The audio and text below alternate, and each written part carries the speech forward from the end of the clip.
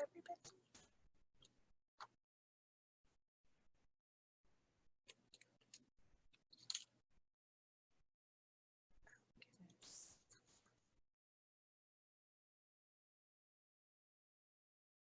Hello. Hello. Hello. Hello. Hello. Audrey disappeared. You disappeared, Audrey. I know. Come back. Hi, everybody. Usually when we teach live, I know it's morning where everybody is, but I don't know. I would assume it's morning where everybody is. Oh, no, it's not. Wait a minute. It's not even morning for me anymore, is it? No, it's not morning. It might still be morning for you. Hi, everybody. Hey.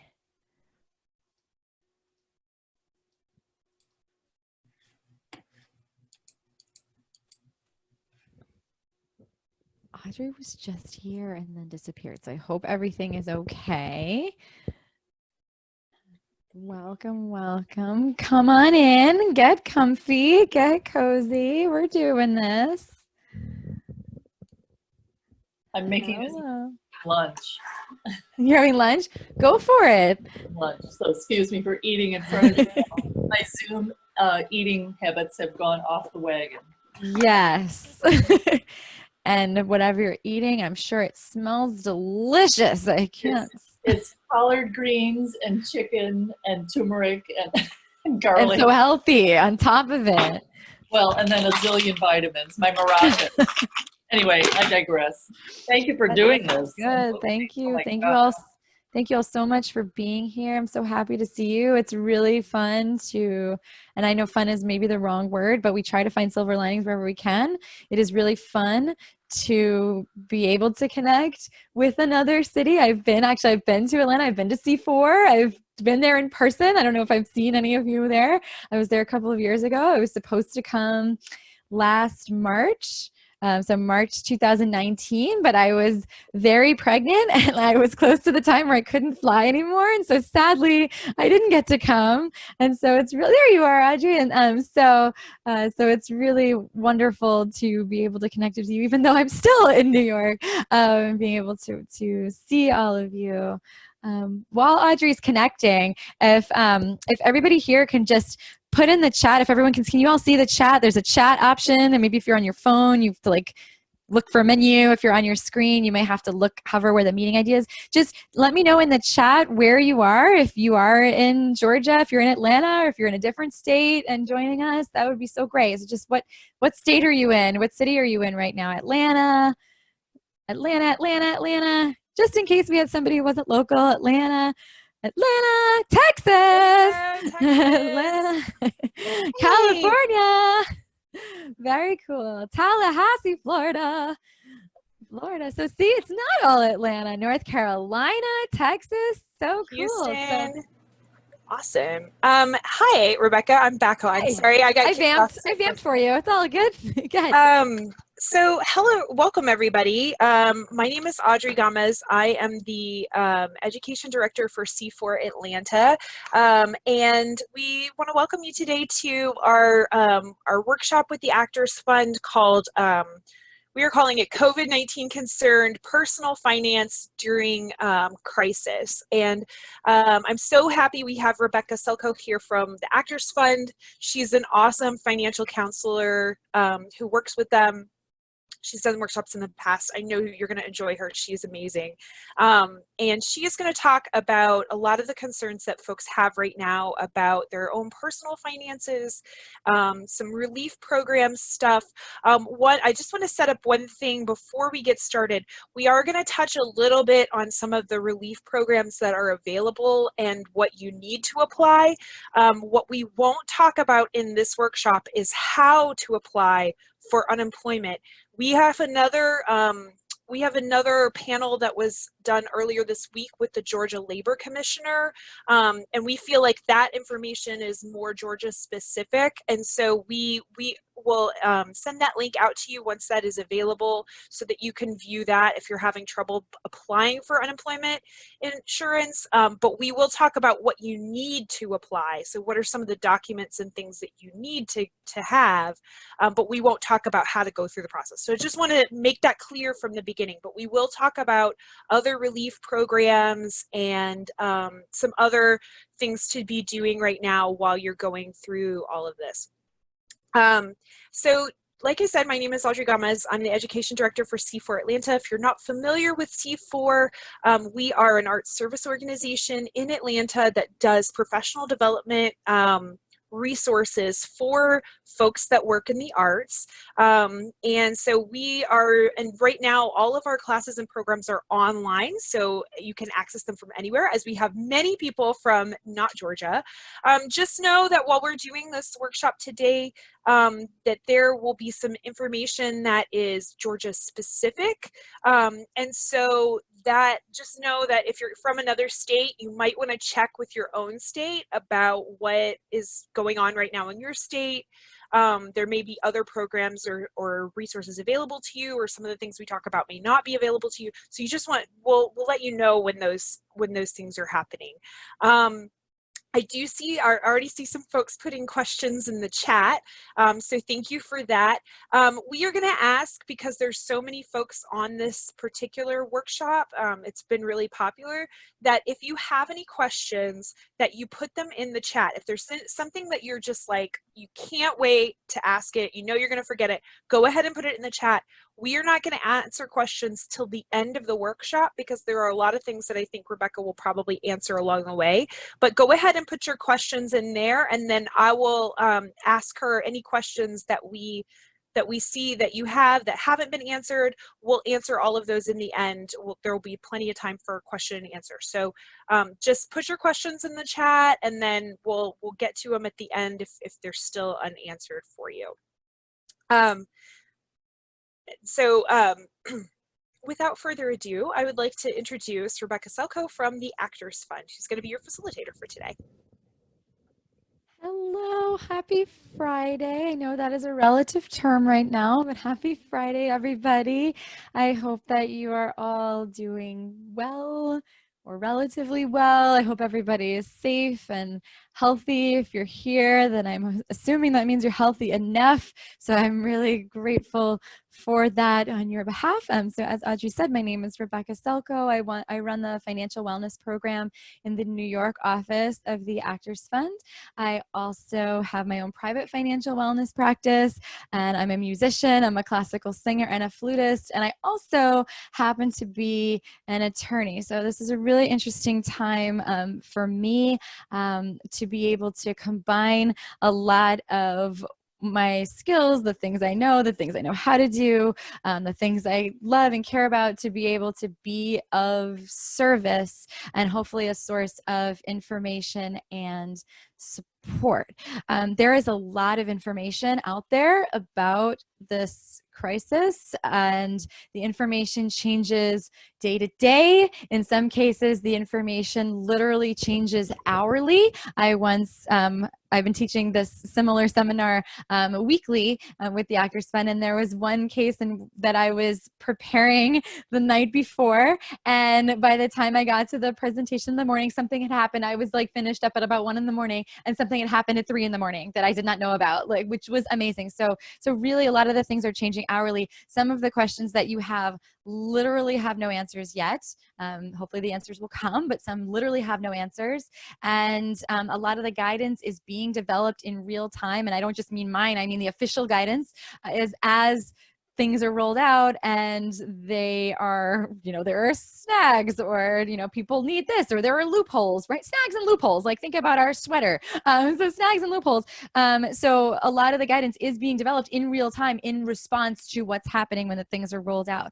I've been offering, as I mentioned, a similar session to this weekly with the Actors Fund. It's the same framework, but every week it's different because there are updates and there are questions that I'm trying to answer and keep on top of. So a lot of interesting, in some cases good, in some cases not so good things going on right now. When it comes to our finances generally, and this is where I say I'm a financial wellness counselor. So this is like the wellness portion of financial wellness counseling. There is a lot of coulda, shoulda, woulda. Like on a good day, right? We experience a lot of different emotions with respect to our finances. We experience regret, guilt, shame, panic, fear, right? I could talk, I talk about lots of different things. And those things have been kicked into crisis mode in a lot of cases amid this real life health and economic crisis. So without kind of copying the ones that I just said, I would love to see everybody, if you can, if you see the chat window, to go to the chat and share with me one word that captures how you're feeling right now, really about your financial situation or about life in general. So what are you feeling right now?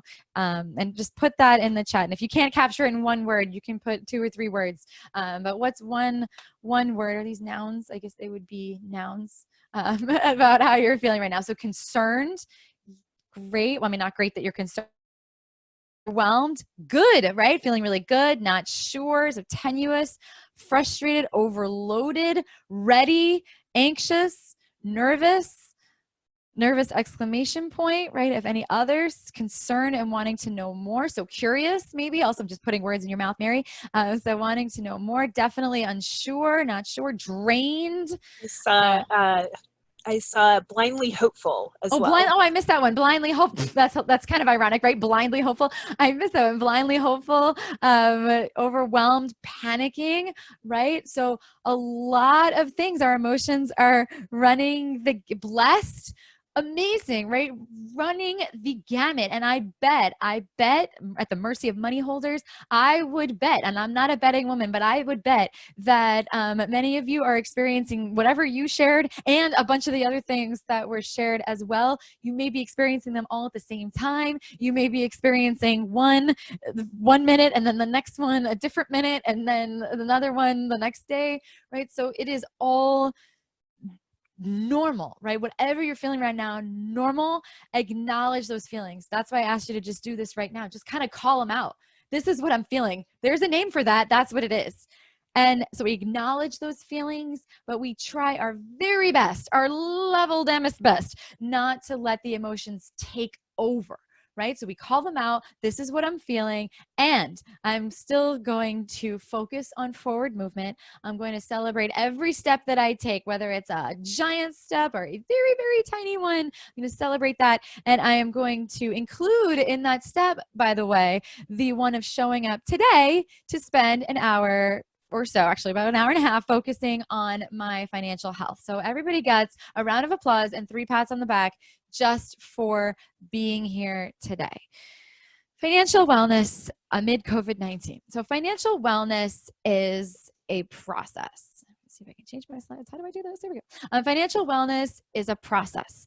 And that process is intention, attention, action. If any of you have attended any of my workshops anywhere before, then you have heard me talk about this process. Intention, attention, action.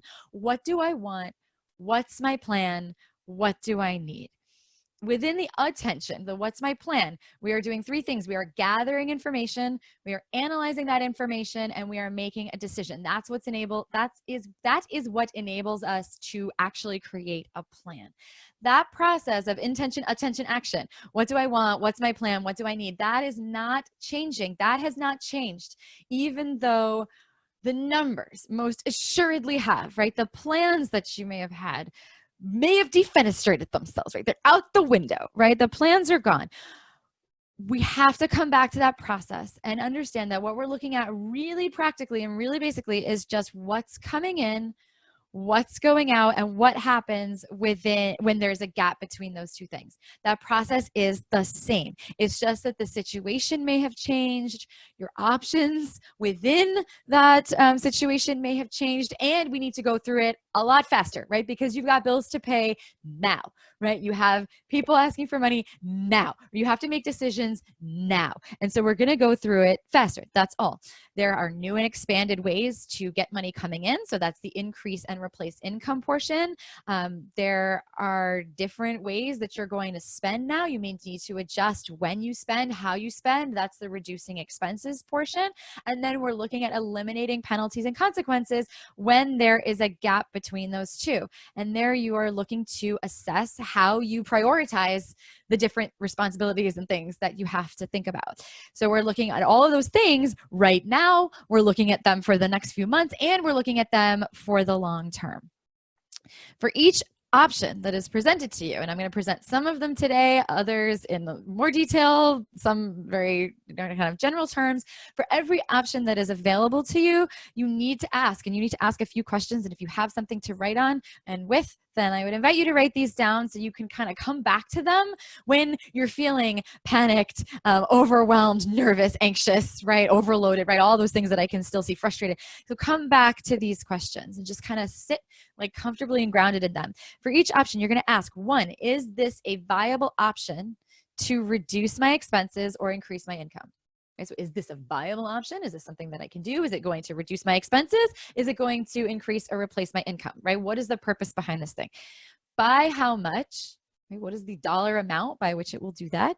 For how long, right? Is it for just a month? Is it for 3 months, 6 months, the next year, until a certain date, right? So for how long? What do I need to do to get it, right? What are the different steps that I need to take? What are the resources that exist? What do I need to know? Sorry, nope, next thing. So what do I need to do to get it? What documents do I need to prepare? And then the last question, when and how will I do those things, right? So putting a date certain or a time certain, either in your calendar or just a to-do list, any or all of those things. It is really challenging right now to, well, for everybody, it's just challenging right now, period, full stop. We get that. We need to be honest with ourselves about taking what we need. And absolutely, there are many of you I know who are like, I don't like to ask for help. I don't like to accept help when it's offered. Right? Forget about asking. Even if I don't ask what somebody offers, I will say no, right? I don't want to be needy. I don't want to depend on others. I don't want to ask. I don't want to have to be in that position. Right now, we have to focus as much as possible on being honest about, do I really need this? And my pride is kind of getting in the way of me accepting it. Or do I really not need this? I'd like it, but I really do feel like there's somebody else out there who's more deserving. Take what you need. If there is relief that's being offered and you fit the eligibility criteria, then it is for you. And so take it, right? Accept it if you need it, right? On the other hand, maybe you're in a position to give, right? Some of you I see one here, blessed, right? This is blindly hopeful, right? So if you, maybe the hopeful part of that. So if you're hopeful, if you're feeling blessed, if you're actually in maybe a better position or a more comfortable position than others or than you were before, then right now, maybe is a time for you to think about giving. And it doesn't have to be financially. It could just mean giving somebody a virtual hug, right? If you're feeling like you had a good day, share that with somebody else. Maybe they didn't, right? So just tell somebody that you love that you're thinking about them. So it doesn't have to be financial. Like you don't have to be donating money, although it's nice if you can, right? If you can, there are a lot of people in need. So if you are in a position to give, right? But give whatever you can and not feel like you can't. We also sometimes, I think, feel that if we are in a position to give, that we should feel guilty about that, right? So we don't want to have negative emotions about any of this. We're all in this together. We can all be taking from those who are offering, and we can all be giving to those who need. So really be focusing on both of those things right now, however that may look for you.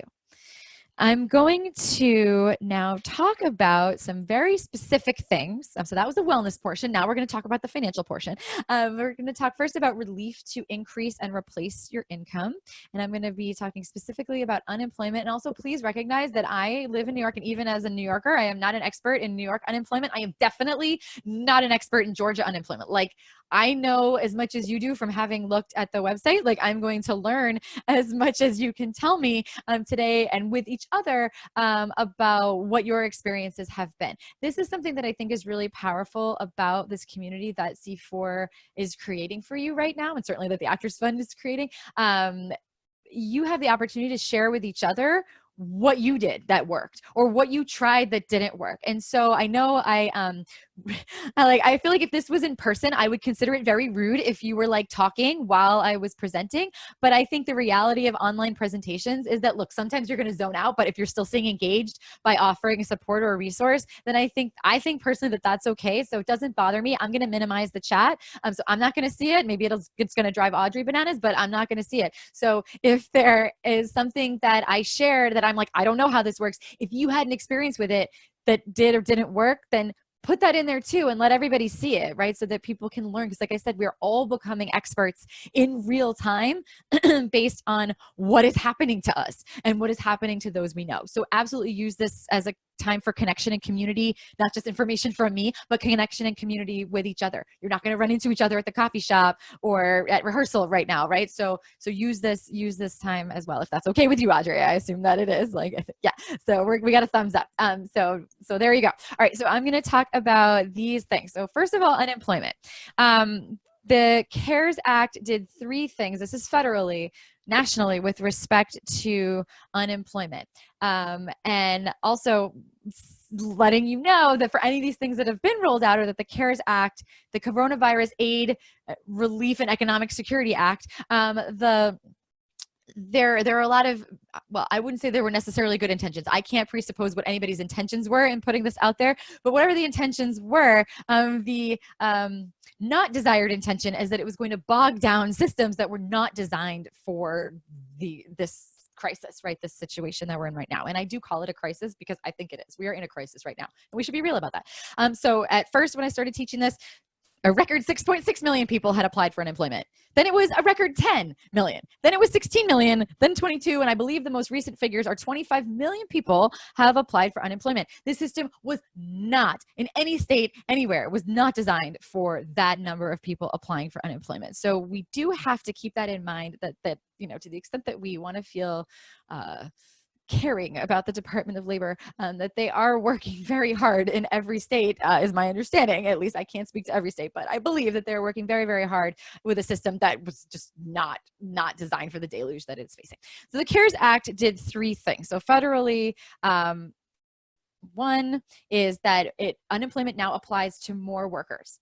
It applies to independent contractors, freelancers, part-time workers, and others. Anybody who's been affected by the coronavirus crisis is now eligible, not that they're going to get it, but potentially eligible for unemployment.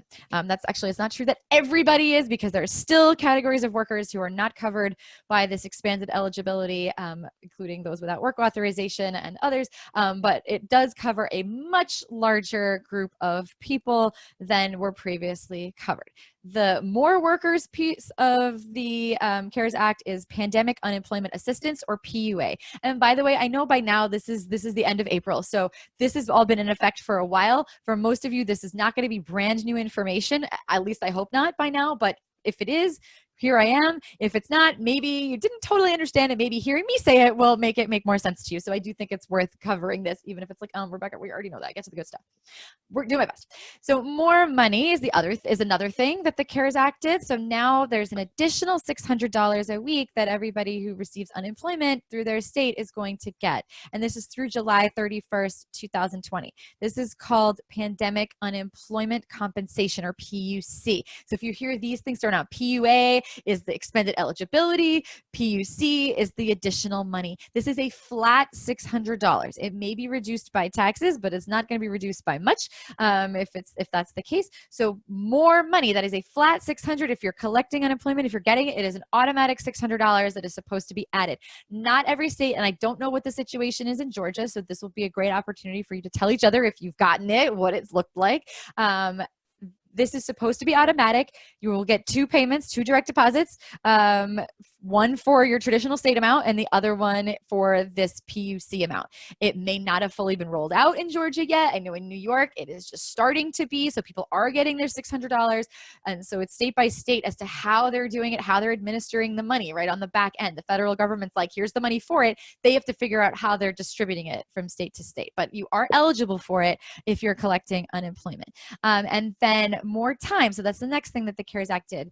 This is something I found out from your website. So previously, Georgia's total was 14 weeks. You could only get unemployment for 14 weeks. Georgia itself expanded that to 26 weeks.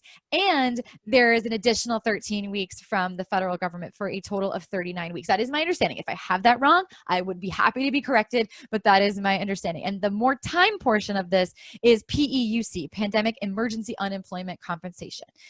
This allows people to collect unemployment benefits for longer. So here's where I'm like, I'm going to talk about Georgia, and I'm not an expert. I just found this out. So Audrey shared that there is a much better resource than this. What I am hoping to do is at least offer you enough information to ask the right questions and seek out the resources that are much more knowledgeable than I am, because really I am not knowledgeable. I know no more than you do, or you could find out.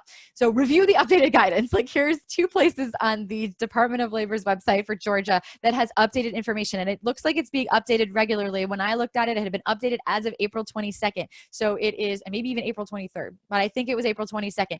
One was April 22nd, one was April 23rd. So definitely be looking back, because they are trying to give you the most updated information. There's a general site there with the link to COVID-19 generally, and then there's specific information in Georgia about pandemic unemployment assistance. Remember, that's the expanded eligibility. More people who didn't previously qualify can get it. So there is a pretty clearly worded list of how to apply, what documents you need, what the process looks like for those who are not, quote, traditional, right? Who are not applying for benefits of unemployment based on their W-2 income, but rather are applying for it based on 1099 income, some combination of W-2 and 1099, or have W-2, but they wouldn't traditionally apply because they still technically have work. So maybe you've been furloughed. So you file in Georgia, this is my understanding of right now, you file a regular unemployment claim. This is different in New York. It was the same and now it's different. So maybe Georgia is headed in this direction. In Georgia right now, as far as I know, you must be determined ineligible for regular UI to then be evaluated for PUA. So you file, they're going to be like, oh, you're not a W-2 person, so you can't get unemployment. You've been rejected for that. But there's this other thing, and then we're going to evaluate you for that. So you shouldn't need to refile. You shouldn't need to file twice. If you get a notification that you're not eligible for traditional, they're supposed to follow up with you with an email or a letter containing information about then how to apply for PUA. I do want to tell you what's happening in New York right now, just not so you can be jealous, but just so you know where we might be headed. And hopefully, I don't know, no crystal balls, no access to any more information. In New York, they have finally rolled out, as of this week, so April 20th, they rolled out a new system where you apply for everything together, and based on the questions, it's all online. You don't have to wait for phone calls. Again, this is New York, not Georgia. You apply, they will call you. They're supposed to call you back for more information, so you don't have to call, but it's one application so that you are completing. They're based on what you say. They're going to give you different questions to try to figure out how much you're eligible for, and there isn't this like be denied and then come back and get the other thing. So that's what New York has rolled out. We started where Georgia is. Now we're there. So maybe that will happen. That will be really nice, because from what I understand, it's both a lot faster and a lot easier to apply and a lot clearer. And if you do need to call, you have a much easier time getting through, because a lot of the stuff is being handled online. So the people who are fielding more calls are fielding fewer. And so instead of calling 5,000 times, maybe you only call 50. That doesn't mean it's easier. This literally is as much as I want to share with you about Georgia. I think maybe Audrey promised things that I can't deliver.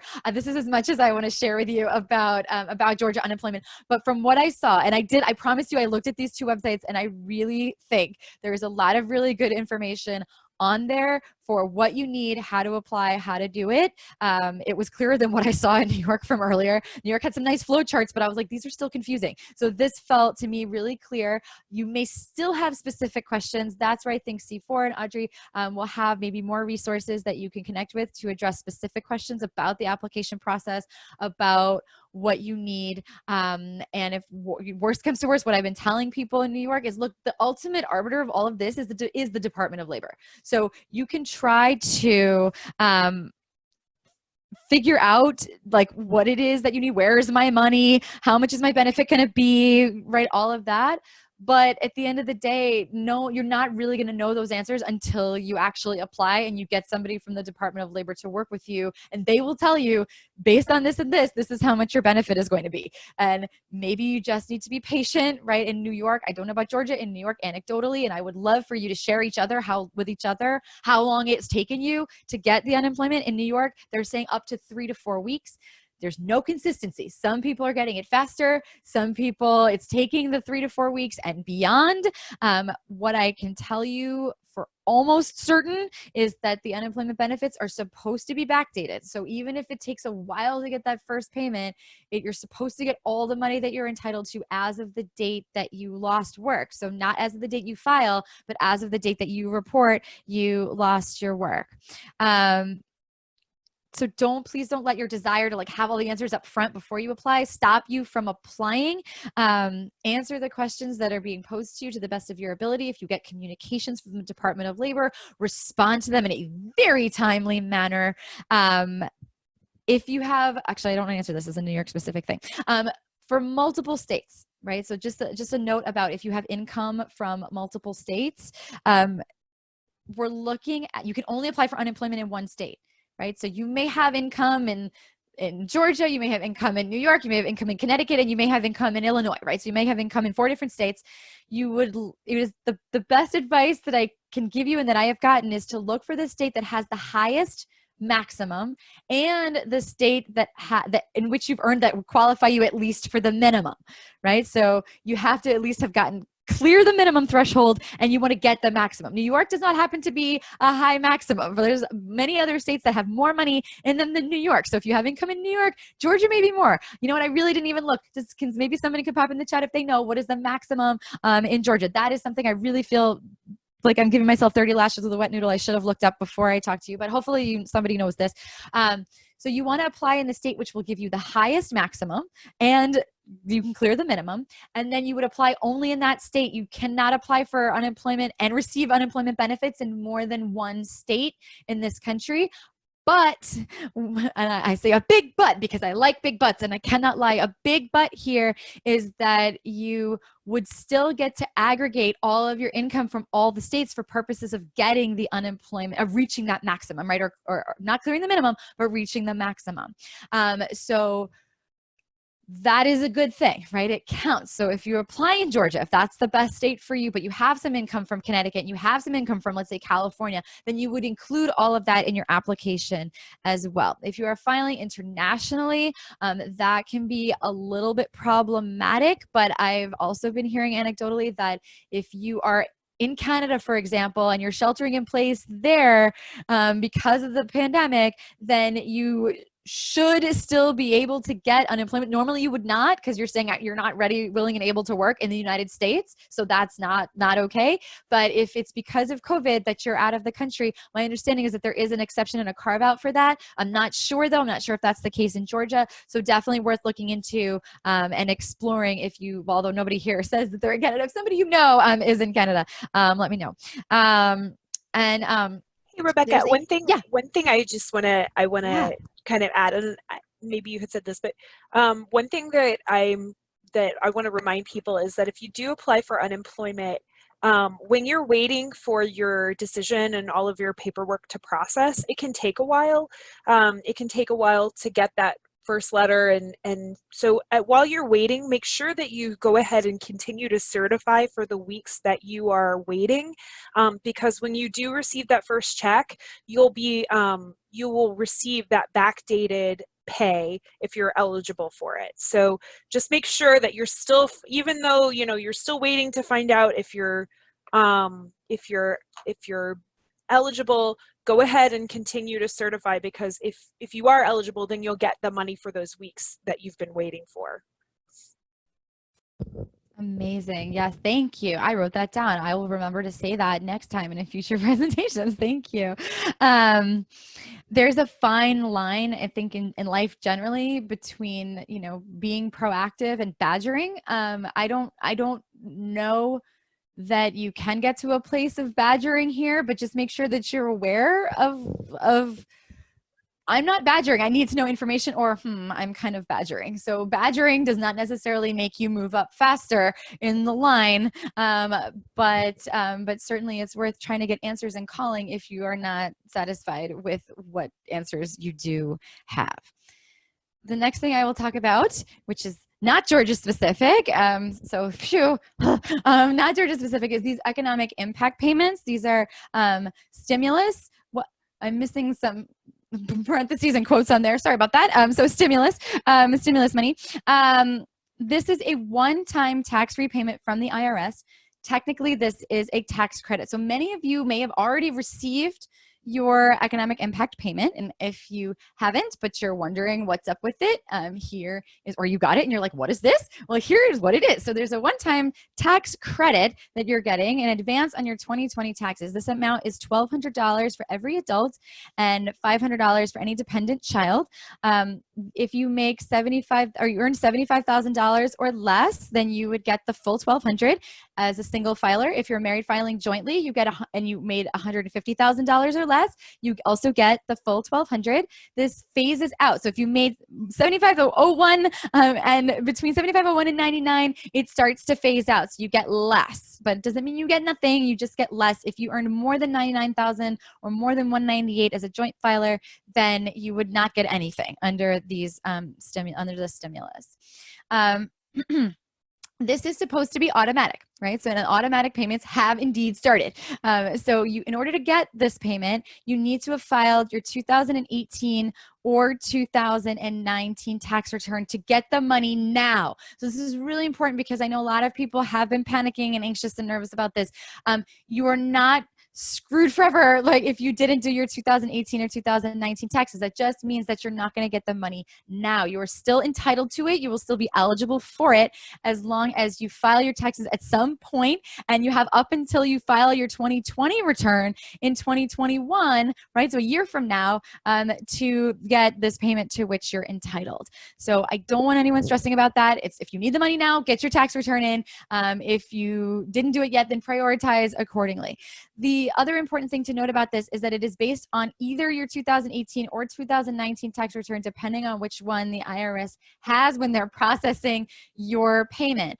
So if you earned more money in 2019 and you would like them to count your 2018 tax return because you'd start to phase out, right? Let's say you made like 80,000 in 2019, but 74,000 in 2018, right? So you don't want them counting your 2019 income because you would get less money. If you haven't filed yet, if you have already, it's too late, but if you haven't filed yet for 2019, then I would just hang out and wait, because you have until July 15th now to file your taxes. That's also been extended. So hang out and wait, and let them send you the money that's based off of your 2018 return. There is no clawback provision here. So they are not going to find out, oh, what? That person, I see Marjorie. So Marjorie made too much money in 2019, so we're going to take some of that money back. That's not happening, right? They're not doing that. So you'll keep the money that you got, and that's it. Another thing that I would like to, actually, no, I'm not going to note that yet. I lied. So there is updated guidance about this. The first time I taught this, there wasn't. I'm very happy to see that if you go to irs.gov and then navigate to get coronavirus tax relief, then there's a lot of really helpful information that you can see. So again, just directing you to other resources because there's no need for me to regurgitate. You can look this up. Look to see what's applicable to you. There is a cool little link that says, see if you're eligible for an economic impact payment. People are clicking that and then finding out that it's telling them that their eligibility cannot be determined, and that is very frustrating. That does not mean that you are not eligible. It just means that the IRS has not yet decided that they're going to put you to the front of the queue as far as telling you whether you're eligible. So it doesn't mean anything about your eligibility. It's just frustrating. There's a really great. I thought it was great, maybe because I'm too much of a financial wellness nerd, but I thought it was great using the guide to figure out which IRS tool you should use to get your payments. I thought that was very helpful as well, because there is a distinction within the IRS between those who have not filed because they are not required to file and those who have not filed yet, right? There are several groups of people who are not required to file a tax return. So there's different information for them and different information for those who are required to file and just haven't done it yet or have the wrong payment information. So navigate through that, see what's what, find the information that is most applicable to you. And again, practicing patience. If you are not getting a direct deposit, if the IRS does not have your direct deposit information, then you will get a paper check. They have not, as to my knowledge, started mailing out paper checks yet. That is supposed to start in May. So you would need to just hang tight for that. I heard that they were trying to send out 5 million checks a week. So there's going to be a lot of checks going through the mail. Hopefully the post office is able to deliver those. So checks are going to come, but if you do have your direct deposit, then you may start to see it and may just appear like magic in your bank account. Something that was happening in New York that I don't know if is happening in Georgia, and if it is happening, call your representative and let them know that it's happened, and it is not happening in other states, so they need to get on it. In New York, and this is something that literally changed from one day to the next when I was teaching this, in New York, there was a loophole in the stimulus payment that said that although it was not subject to garnishment by the IRS, so in other words, if you owe taxes, then the IRS is not taking any portion of the stimulus payment to pay your taxes, right? You'll get that money free and clear, and you have to pay your taxes, right? But it's different. You still get the $1,200 or the $3,400, the $2,400, whatever you're entitled to in your household. There was a loophole that got closed in New York, and hopefully it will or did in Georgia. The loophole in New York that got closed was that banks, when the money was coming in, if somebody was in overdraft, right, the banks were seizing it. They were using whatever portion was needed to make you get whole, and then they were giving you the rest. And so New York has closed that loophole. So the Attorney General issued guidance to banks telling them that they are not allowed to do this. So I don't know, maybe somebody knows if that has happened in Georgia. If it has not happened yet, then like that, you should be getting the full amount and not allowing anybody to use it for garnishment purposes, and garnishment meaning like withholding it to pay off debt. Nobody should be doing that. You're supposed to get this money to pay for, it's an economic impact payment. So it is supposed to help you with your needs, right? Food, shelter, safety, health, right? And or putting it back in the economy, supporting small businesses, right? Maybe supporting others in need. It is not supposed to be used as a way of helping people and banks, certainly big banks and et cetera, get money that they're owed. Like that is not what it's designed to do. So if it's being used for that, it needs to stop. Another thing that we're still talking about ways to increase your income.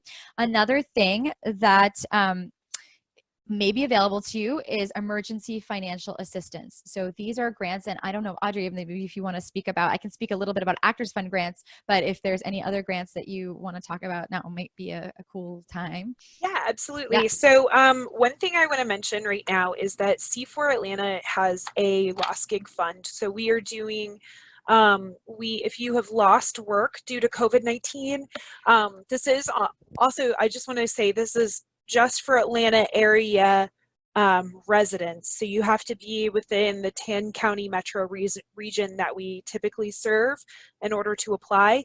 But if you have been affected by lost gigs and you've lost work, you've lost future or recent income because your gigs have been canceled, you can apply to the fund. All you have to do, most of these funds, the criteria is very minimal, and ours is likewise. So you can apply for up to $500. There are several other funds available. We have a list right now on our blog, and I'm going to see if I can find that link for you all and drop it into the chat, of a bunch of COVID-19 resources and a bunch of different funds. The other really big one that I know of, I know National Black Arts National Black Arts Festival has a fund for Black artists. Tila Studios has a fund for Black women artists. There is the larger artistrelief.org fund, which is several different large foundations who have banded together to offer to funds, and that is a rolling weekly application process, and if you've applied and been denied, you can apply again.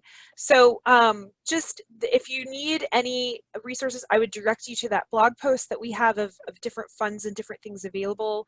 And there are a couple other ones as well that I can send out in your, I'm going to send a follow-up email. So that's one of the things I'll send out is a link to some other funds and things, because there are lots. There are some that are specific to just musicians. They all have different criteria. So I will try and connect you all with those. So amazing. It's really, it's heartening to see communities, right, banding together to try to support those who need. If you are one of the people who need, then again, as I said at the beginning, if you fit whatever eligibility criteria exist, then it was for you, right? So the Actors Fund offers emergency financial assistance as well, and is nationwide. And for Actors Fund, you need to meet qualifying criteria and demonstrate financial need, right? So if that is you, if you meet the criteria and demonstrate the need, then this is designed for you. The emergency financial assistance that the Actors Fund is offering, and I don't have the most up-to-date figures. I believe from the session I just taught, we've had over 10,000 people apply for assistance. We have processed about 5,000 and change of those applications. So we're working our way through. And I think we have given out, I believe it's over $5 million in grants at this point. So if you're someone who's in the entertainment industry, then an Actors Fund grant or other union grant, if you're in a union, the Actors Fund processes grants for unions. So if you're equity or SAG, you're applying for an equity grant or SAG grant through the Actors Fund, actually. So we are handling the administration of those funds as well. These are available for basic living expenses. So again, every grant is going to have different criteria for what it's for, who gets it, and the kind of putting those things together. For the Actors Fund, it's supposed to be for food, housing, healthcare expenses over the next 2 months. So one of the things we're looking at as far as need is if you are able to cover the next couple months, it's a one-time grant. So maybe wait until you can't, or you think that need is going to be greater. But for anybody thinking about applying for Actors Fund grants, union grants, anything that Audrey mentioned, any of the resources, and Actors Fund also has a resource list that maybe we should pool our resources, because we also have a list of a lot of grants and foundations that are out there too for entertainment professionals. So definitely check that out. If there's anything you think you might apply for, just apply, right? Apply. And I can tell you from the Actors Fund side, it sounds like from what Audrey describing is the same. From the Actors Fund side, we are doing our best to try to help get people money. We are not looking for reasons to reject people. So if you apply, maybe you don't have all your documentation in order, but you've got most of it. It's helpful if you do. You'll get your money faster if you do. But if you don't have every single thing, but let's say you attach your union card, but you aren't able to provide every single other thing that's been asked for, we will work with you to try to make sure you get that and help you so that your application can be completed and then you can get the money. So we are not looking for reasons to reject people. We are looking to try to get the money to the people who need it. So there's the Actors Fund website as well, actorsfund.org, and then we have a bright red banner at the top that lists, am I eligible for help? And then you can see, and if you are, then apply, right? That is what it's for. Yeah, and I just want to, if I could just mention really quickly too, the same for us as well with our Lost Gig Fund. We are looking to, we were trying to work with people, and even if the best you can do is a screenshot of an email that somebody sent you saying that your gig was canceled, we'll work with that, because we know that folks work in a lot of different ways, and there's different standards between different industries. I also want to mention with C-Force Fund, right now we initially were seeded some money from MailChimp and our organization and another individual donor to start that fund. And right now we are kind of through those initial funds. So we are releasing money as we get other donations coming in. So if you've tried to apply, I had someone message me and say they looked at it, but they had seen that it was closed. just know we are still granting funds, and there is an email address if you're interested in applying that you can, on the page, that you can reach out to and let us know that you're interested in applying, and then we'll let you know if we'll put you on that list when we reopen that fund, so that you're kind of one of the first people to know if we know that you are waiting, or you have gotten your stuff together and you're waiting for it to reopen. So just know that that we are trying to, again, we're trying to be as transparent as possible, but we don't want to promise people money if we don't have it to give to you, because that doesn't help. That just makes it more stressful for you. So we're doing that as quickly as we can, and our community has been really generous and has provided another almost $20,000 above what we originally fundraised. So that's pretty great. Amazing. This is really that situation of take what you need, give what you can, right? If you are in a position to give, if you're listening. If you're in a position of need, take, right? If it's being offered and it's available to you. I wish I could stay on this slide a lot longer, because I much prefer to talk about that than the next thing I'm going to talk about, which is these SBA loans, which hopefully are familiar to some of you by now. At least you've heard that this is a thing. I don't like talking about these, honestly, and I say this every time. Like, I don't like talking about it because it is confusing, and that's not really the issue too much. I love a good challenge, but I think it's to understand it. But I think it's frustrating that we're in a place where we've got square pegs and round holes, and an opportunity existed to create some square holes, and instead we got more round holes. But it is what it is, so maybe they'll be square next time. So we're going to work with what we have. I'm giving the briefest of overviews of these two things so that you have hopefully enough information to ask the right questions and seek info. So PPP loans and EIDL loans are the two things I'm going to be talking about. These are both backed by the Small Business Administration. For PPP loans, the funds have been exhausted. They knew this was going to happen because not enough funding was allocated for this to begin with, and it did. It did indeed. It happened. They thought it was going to happen. It did happen. It was open to independent contractors and sole proprietors for less than a week before the funding ran out. I'm sure many of you have seen, though, that there's been a lot of a lot of angst about some of the quote small businesses that really are not that small that have gotten access to these loans, as well as banks that have been giving certain customers preferential treatment, right, over other customers, depending on how much money they have with the bank. So it's all been a bit of a kerfuffle, but we're working with it as best we can, and the money may be extended. They're revamping some of these applications procedures, like as these practices have been exposed. So I think it's really good to know about it so that you can pounce. So my understanding is that funding is, like, as we speak, like being allocated to replenish these programs. It's still not enough. It's still going to run out, but good to know so you can pounce. Like you're refreshing, like to see when you can get toilet paper at Target, like you want to keep refreshing to see like when you can get these funds if they become available. So the PPP loan is a loan. It's a loan at 1% interest. It's a loan of up to $10 million. And you have 2 years to repay it.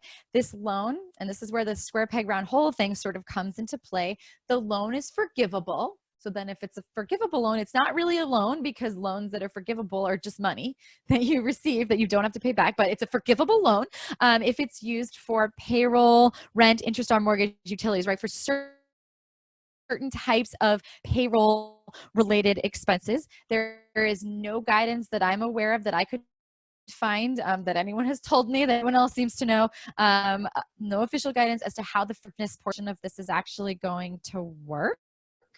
It is backed by the SBA, but you apply through a bank with which ideally you have a business relationship. So it's not enough to be a retail customer. You have to have a business bank account with them. The amount, oh, I'm seeing that my internet connection is unstable. Did I get lost? Am I frozen? What's happening? It's good.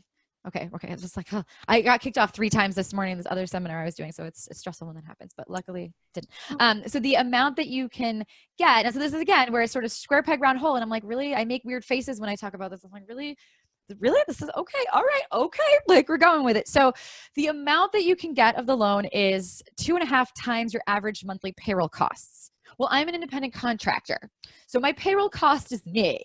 So question mark, like what does that mean? So it is the amount that you reported on your Schedule C, right, of your tax return as what you earn. And they're looking at a different period depending on the bank. So it could be fiscal year, like up till this point. It could be just 2019. So it kind of depends on the bank. So for example, if you earned $12,000 in 1099 income, then that gives you an average payroll expense of yourself of $1,000. So you'd be eligible for 2.5 times that, or a $2,500 loan.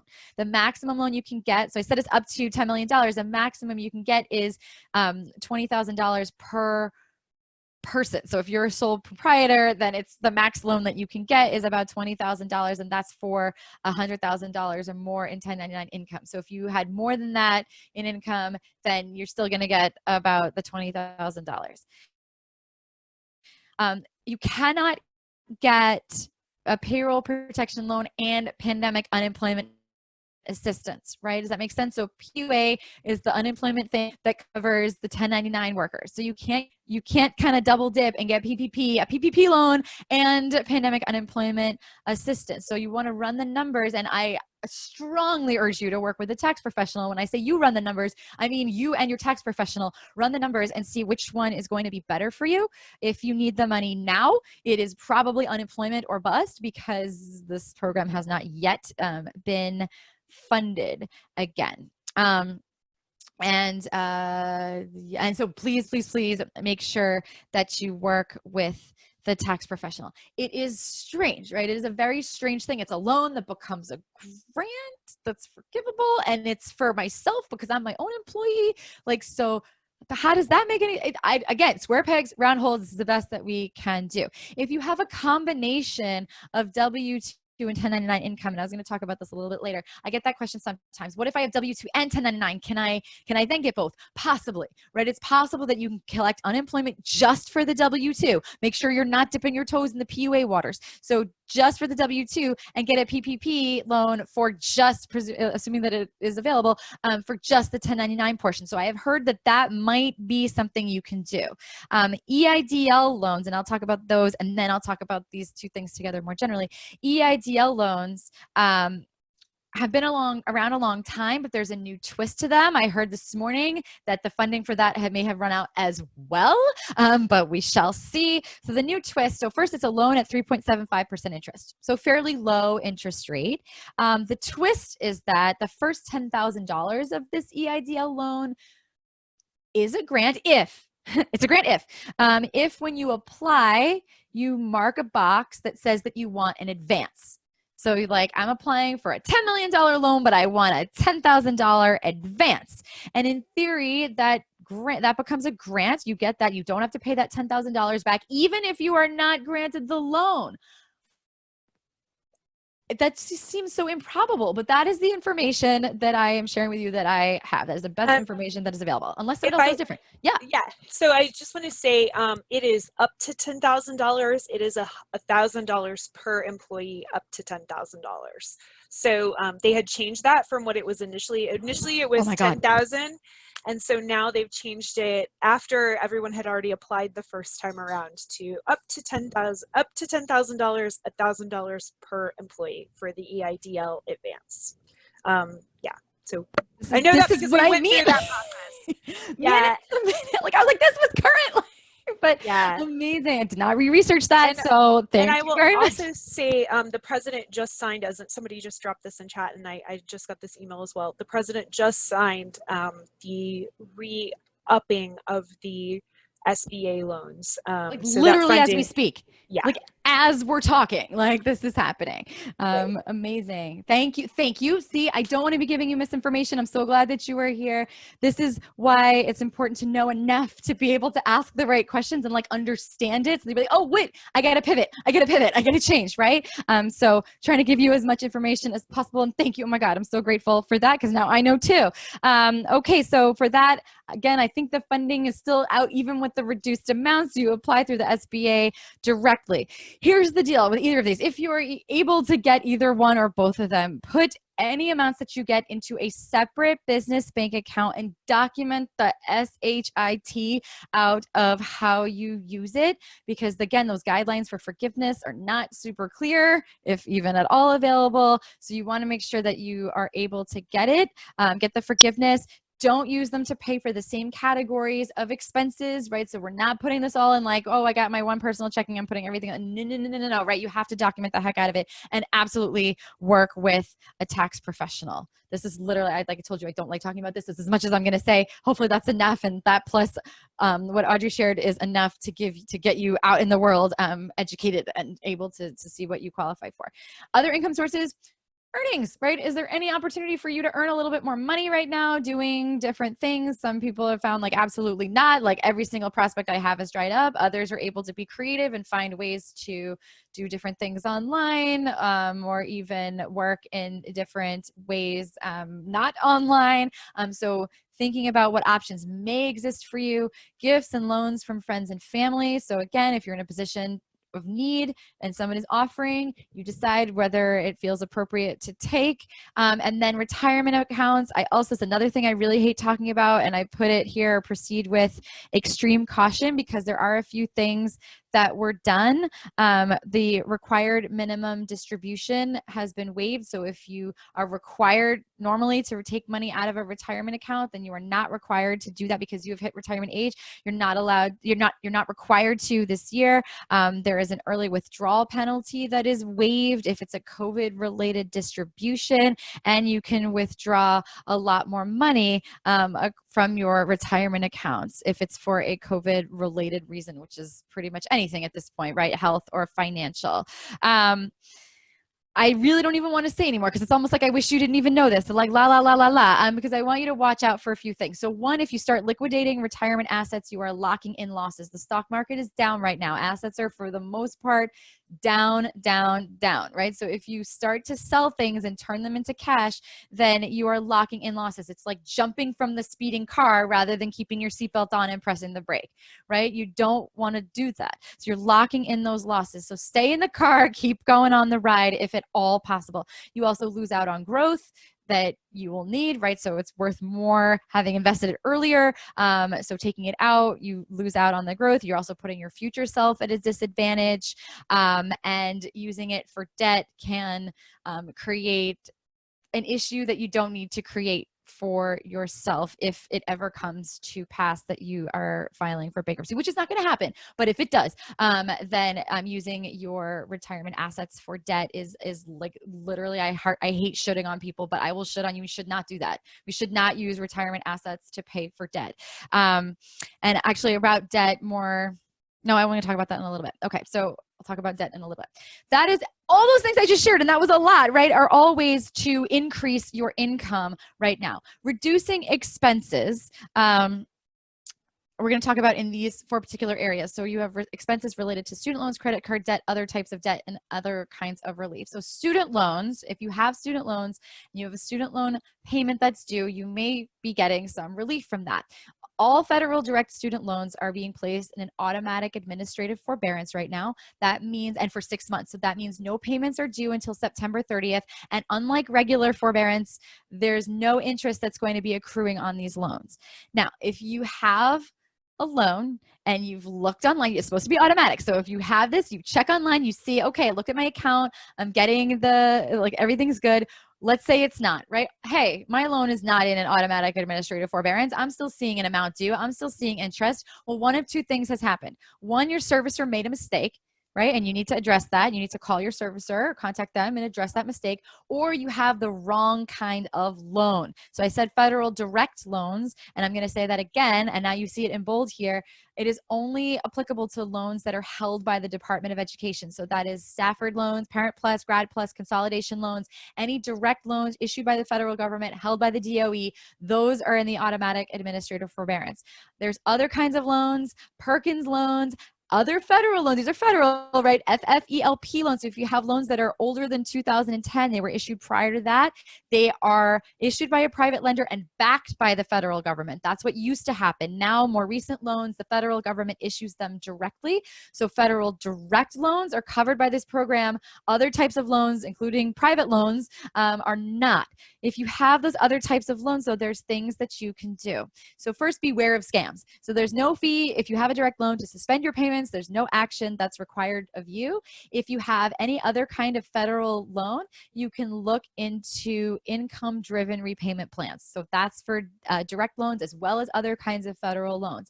It is possible that if you've experienced a reduction in income, that you may get down to a $0 minimum payment, right? They're saying based on your income, you have to pay $0 like towards your loan. So that every payment that you make, that's $0 counts towards eventual loan forgiveness. So being in an IDR plan, income-driven repayment, that covers IBR, income-based repayment, income contingent repayment, repay, pay as you earn, right? So various different plans all covered under this giant umbrella of IDR. For any of those income-driven repayment plans, you are working towards loan forgiveness. So if your minimum payment required is $0 and you make a $0 payment, but you're in repayment, not in forbearance, then any $0 payment you make is applicable towards the total amount that you need before you get to repayment.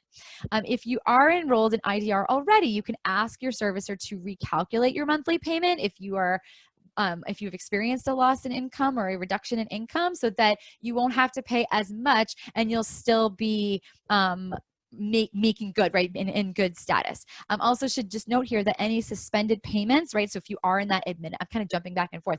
If you are in that administrative forbearance, the automatic one that doesn't have interest, any suspended payments actually will count towards loan rehabilitation. So if you were in default and now you're trying to rehabilitate, the number of payments count towards that, as well as towards public service loan forgiveness. So that's good. $0 payment required, but they're still counting it as one of the payments that you need to get to forgiveness.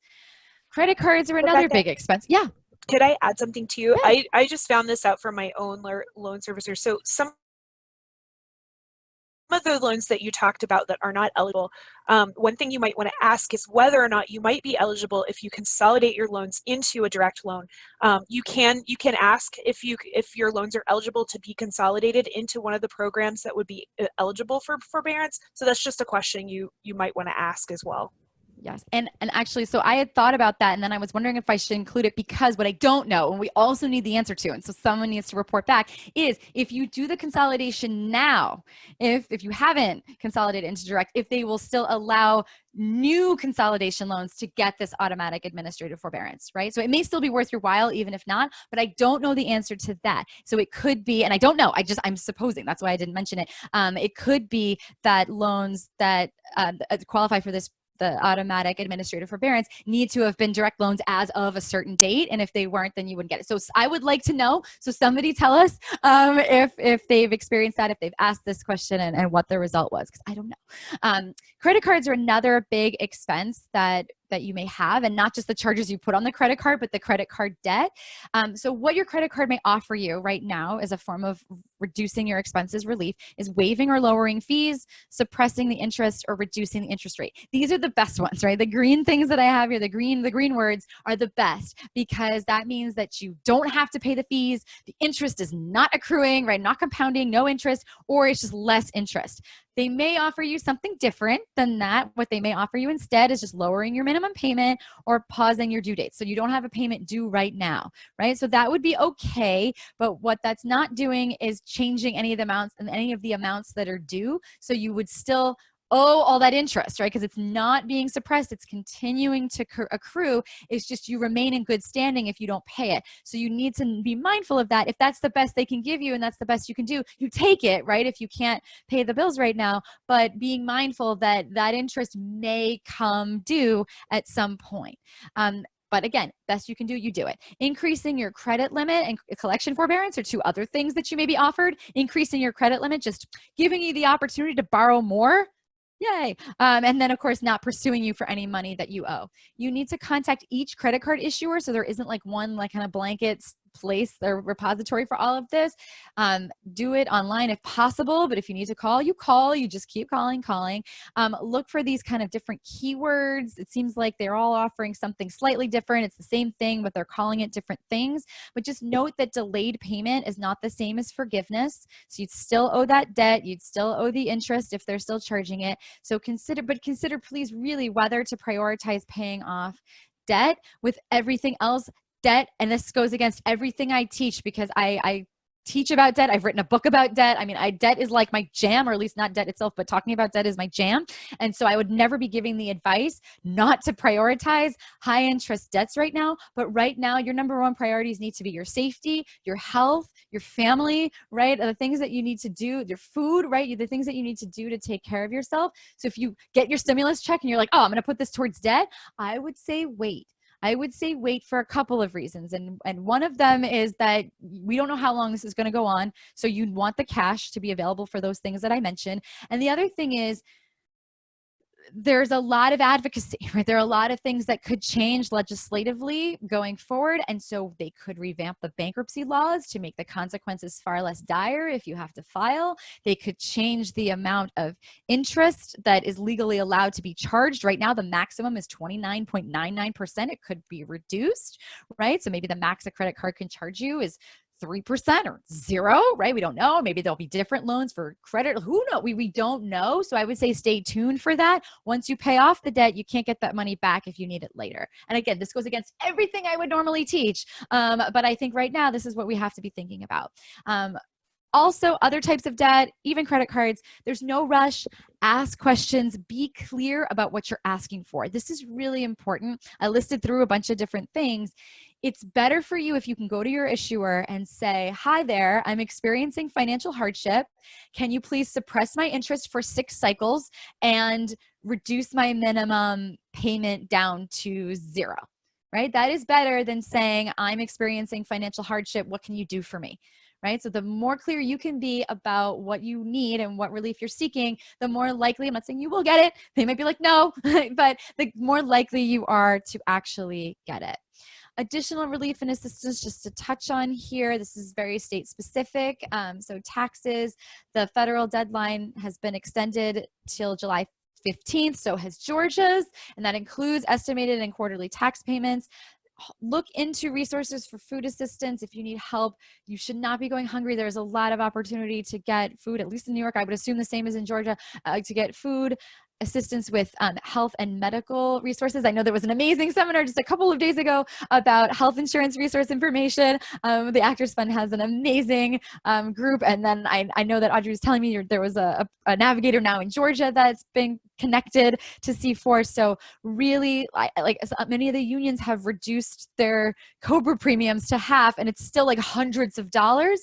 So does this make sense for you? Maybe not. So look into seeing if you can reduce health insurance premiums, or certainly any help with medical bills. If you're in arrears with rent, if you're behind on rent, what might exist for you? And then certainly this is not the time to be going at it alone.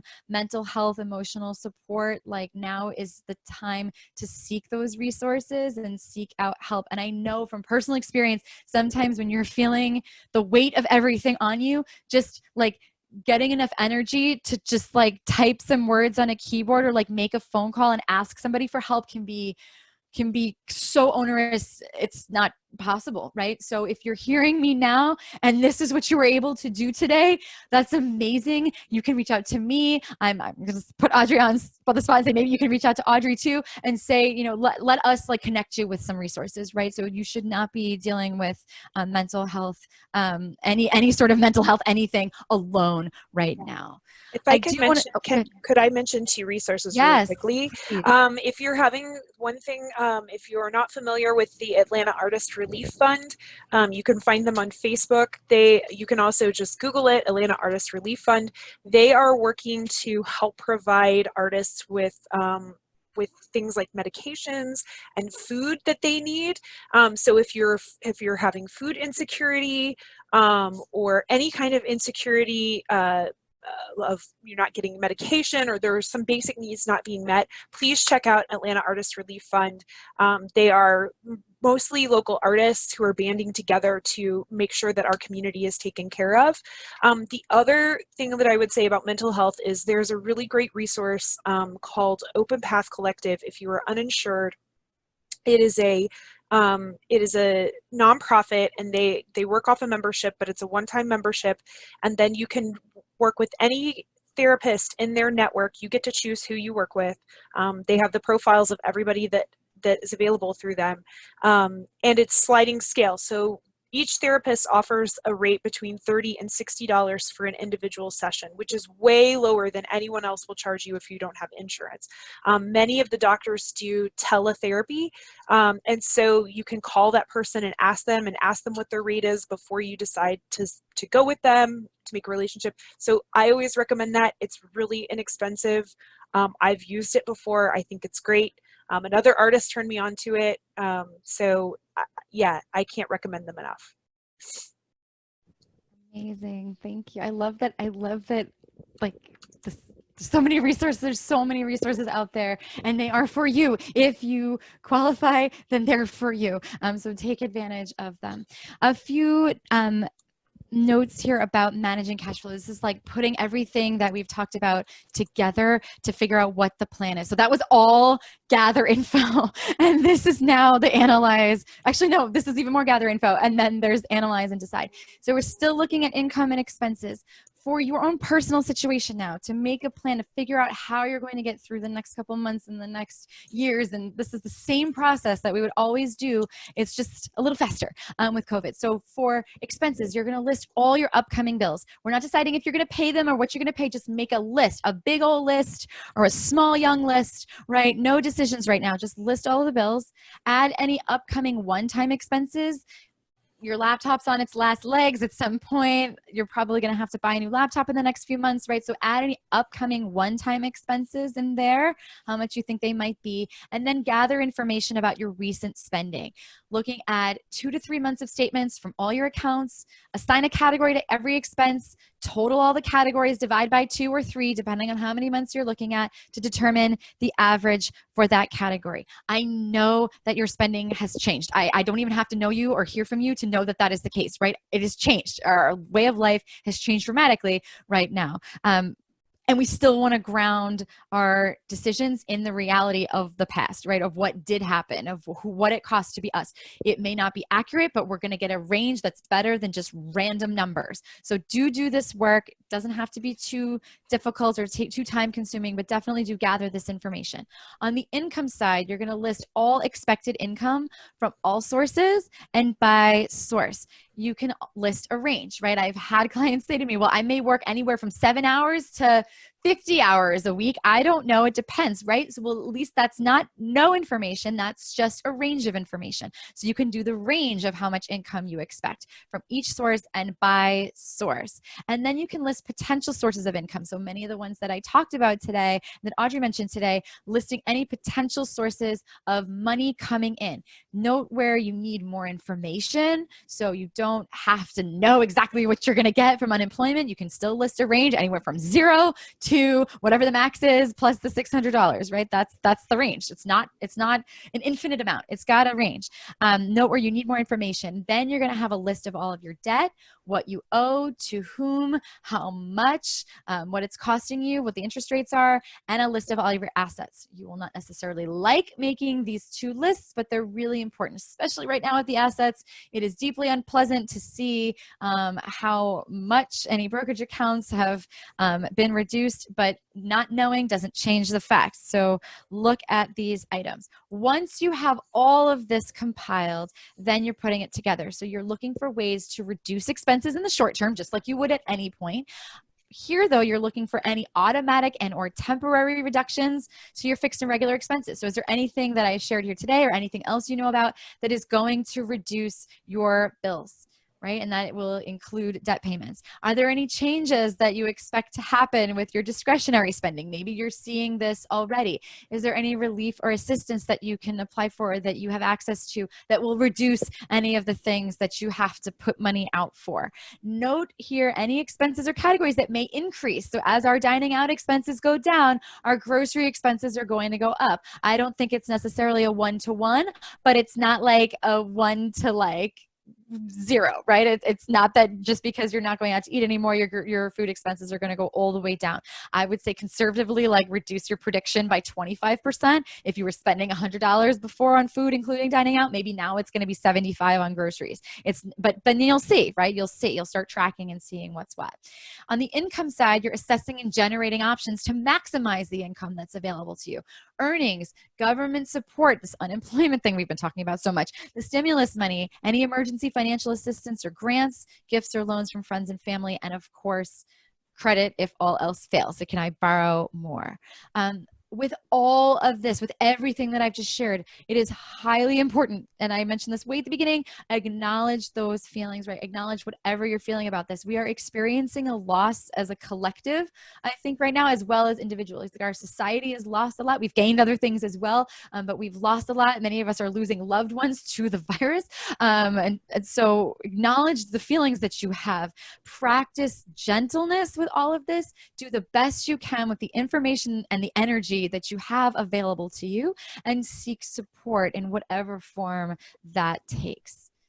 From here, just invite everybody to just commit to something as a next step. So maybe it's, well, that was a lot, so I'm going to go take a bubble bath. I'm committing to taking a bubble bath, and then I'm going to look at one item on my list. I'm just going to do that, right? I'm going to look at the link for the unemployment website, and I'm just going to see, and then I'm going to put it away. I'm going to go to the resources that C4 has shared, and I'm just going to look at what's out there, or the Actors Fund. I'm going to just gather some more information. It doesn't have to be a monumental step. Just anything, right, that you're going to commit to. I highly encourage you to write that down so that you see it. It's more real when it's written down. So just commit to something as a next step.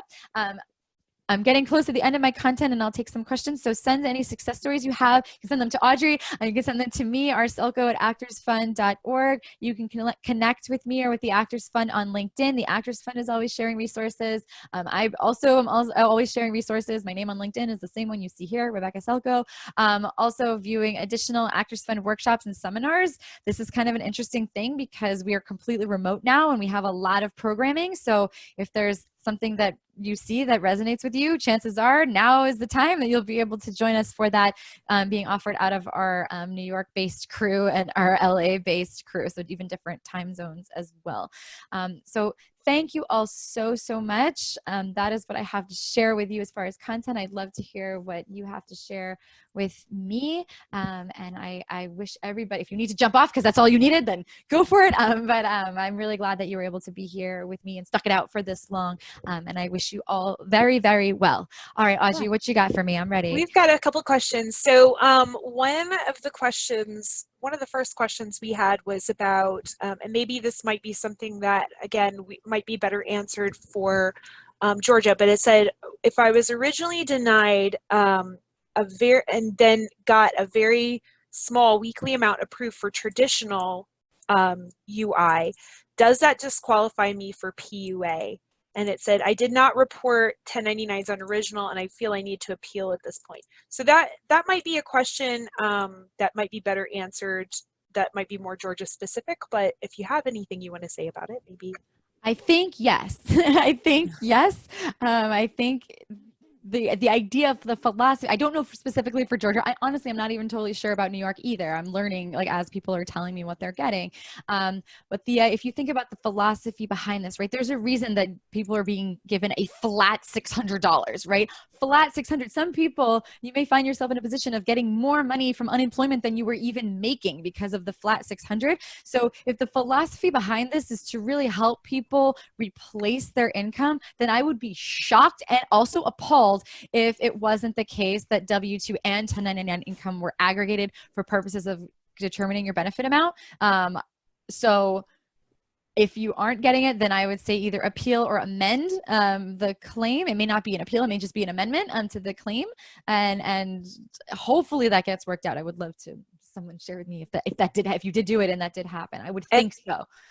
And I would say too, that if you applied before April 13th for unemployment and you were if you had any 1099 income, if you're a freelancer at all, then any of that you're going to get a denial for because they weren't set up yet to take on freelancers. So that process, the process that we're talking about, applying for all of this for 1099, all of that they didn't even start taking. I mean, they had people that were applying, but technically they didn't start processing any of those or really officially accepting them until April 13th. And then in Georgia, if you were a freelancer and you qualified for PUA and they flagged you for it, then it wasn't until April 22nd, which was 2 days ago, that they started notifying people that they needed what additional information they needed for that process. So if you applied very early, it could be that you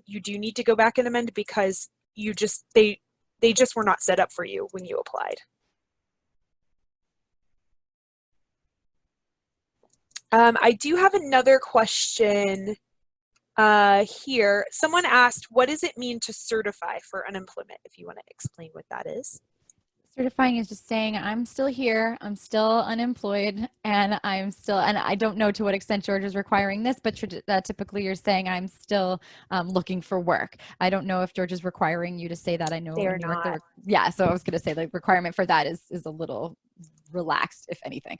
So just like I'm still here, still unemployed, still need to send me my money. That's it. So you just have to do that every week so that the money keeps coming to you, because otherwise they'll just assume that you're either dead or that you got a job, so you don't need unemployment anymore.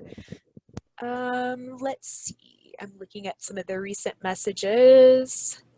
Let's see. Someone asked, will the slides in recording be available later? The answer to that is yes. We will post these on our blog as soon as we can process the video. If you were on the call with us on Wednesday, we are still kind of editing the video from that. So as soon as we edit that video, we'll put it on our blog and we'll send those resources back out to everybody who is registered. Let's see. I'm looking.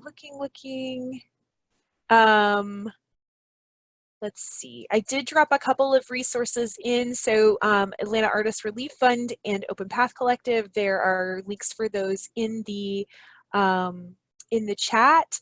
I am not seeing any other questions. If there are any other questions, let me see. Somebody just said something. Let's see. Certify for unemployment is clicking the appropriate week ending date. Yes, and clicking, it's really simple. It's just a few questions. The thing is you have to do it every single week in order to get your check. Any other questions? I'm not seeing anything else that we haven't answered already. So if you have a burning question and you don't feel like it was answered, please put it in the chat now so that we can make sure you get the information you need. I'll give everybody a minute to. Is unemployment income retroactive? I haven't applied yet. So if you are applying now, is it retroactive from when it starts, or does it start from the moment you apply? It should be retroactive to the date that you state that you lost work. So not retroactive to the date, not the date that you file, but if you're saying I'm filing today, but I lost my job on April 1st, then it should be retroactive to April 1st. So you would get all the money to which you are entitled. The one sort of, I wouldn't say it's an exception, but pandemic unemployment compensation, so that $600 did not go into effect. And I've heard like two mixed dates on this, and I really was too many sources saying two different things that I didn't get a clear answer. So it's either the week of April 5th or the week of March 29th that goes into effect. So if you lost your job before that, then you would get the state benefit amount based on your income, and then start getting the $600 effective that week and through July 31st. So it's not the whole time.